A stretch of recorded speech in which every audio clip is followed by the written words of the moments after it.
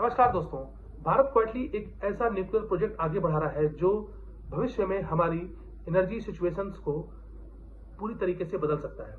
और तमिलनाडु के कलपक्कम में कुछ ऐसा ही हो रहा है।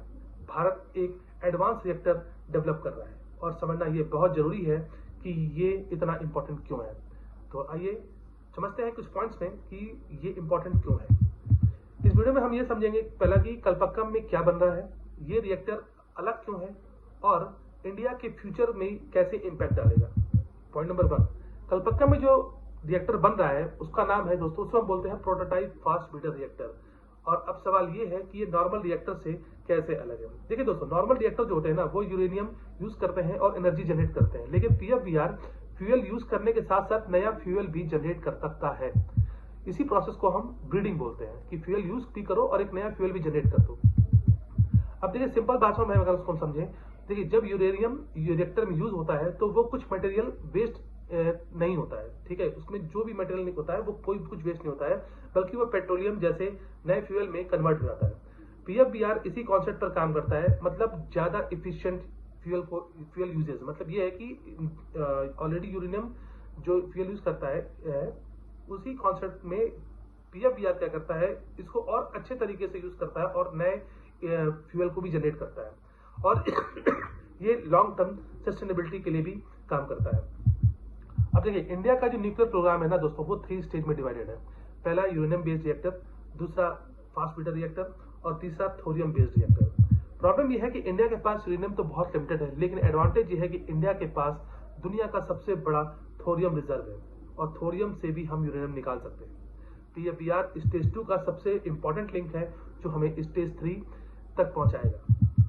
आज दुनिया क्लीन एनर्जी की तरफ शिफ्ट कर रही है, लेकिन रिन्यूएबल रिसोर्सेज जैसे सोलर और विंड हमेशा रिलायबल नहीं होते हैं और इसके लिए हमें कुछ ना कुछ नया करना होगा और हमें डिपेंडेंट होना पड़ेगा न्यूक्लियर एनर्जी पे, क्योंकि न्यूक्लियर एनर्जी स्टेबल भी है, लो कार्बन है इसमें और सबसे बड़ा इसका आउटपुट बहुत ज्यादा हाई है।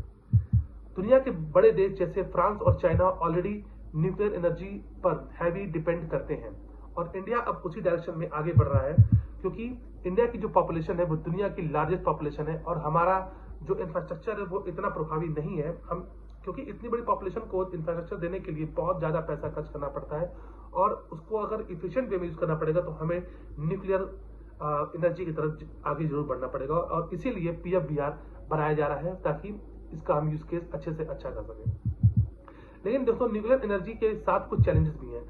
पहला तो इसका हाई कंस्ट्रक्शन कॉस्ट होता है, क्योंकि न्यूक्लियर जो मशीन्स होती है, न्यूक्लियर एनर्जी को बनाने के लिए जो मशीन्स होती है वो बहुत महंगी होती हैं और भारत उसमें अभी क्या कह सकते हैं कि महारत हासिल नहीं किया है।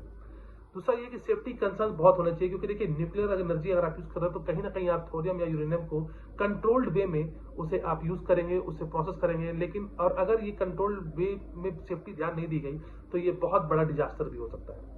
दूसरा यह है कि रेडिएक्टिव वेस्ट मैनेजमेंट, किसी भी देखिए दोस्तों चाहे वो यूरेनियम हो चाहे वो थोरियम हो, अगर उसमें उसको अगर यूज कर रहे हैं तो उससे रेडिएक्टिव वेस्ट निकलता है जो कि कई 100 साल तक इम्पैक्ट डाल सकता है ह्यूमैनिटी के ऊपर। तो रेडिएक्टिव वेस्ट मैनेजमेंट भी होना बहुत जरूरी है और पब्लिक प्रिस्क्रिप्शन भी एक बड़ा फैक्टर है, ठीक है। प्रिस्क्रिप्शन ये है कि लेकिन कि पब्लिक क्या चाहती है कि क्योंकि आम पब्लिक को रेडिएक्टिव से ऑब्वियसली बात है हमें दिक्कत हो सकती है, तो पब्लिक परसेप्शन भी एक बहुत बड़ा फैक्टर है कि क्या इस न्यूक्लियर एनर्जी की तरफ आगे बढ़ना चाहिए कि नहीं। क्योंकि देखिए टेक्नोलॉजी है, टेक्नोलॉजी पर सब भरोसा करिए, भरोसा नहीं। लेकिन नई टेक्नोलॉजी और स्ट्रिक्ट रेगुलेशन इन रिस्क को काफी हद तक कंट्रोल करते हैं, ठीक है। अगर पीएफबीआर सक्सेसफुली ऑपरेट होता है तो इंडिया जो है long term clean energy activate achieve कर लेगा, फॉसिल फ्यूल इंपोर्ट्स कम कर सकता है जैसे कि ऑयल हो गया, ठीक है, और कोल हो गया, क्योंकि ये सारे ही यूज होते हैं इलेक्ट्रिसिटी पावर जनरेट करने के लिए प्लांट्स में, ठीक है। तो फॉसिल फ्यूल इंपोर्ट्स बहुत कम हो जाएगा और इलेक्ट्रिसिटी स्टेबिलिटी इंप्रूव कर सकता है भारत। जैसे कि आपको पता है कि आज भी हमारे देश के बहुत सारे ऐसे क्षेत्र जहां पर बिजली की समस्या है, पावर की समस्या है और सबसे इंपॉर्टेंट ये है कि एनर्जी इंडिपेंडेंस।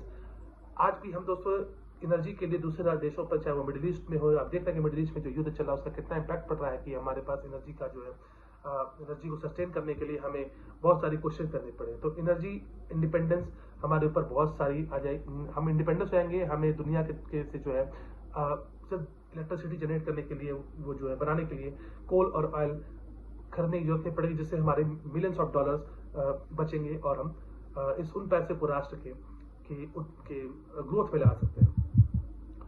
तो कलपक्कम का ये जो प्रोजेक्ट है, ये सिर्फ एक रिएक्टर नहीं है, ये इंडिया के लॉन्ग टर्म विजन का हिस्सा है। एक ऐसा विजन जहां इंडिया एनर्जी के मामले में सेल्फ रिलायंट हो जाएगा।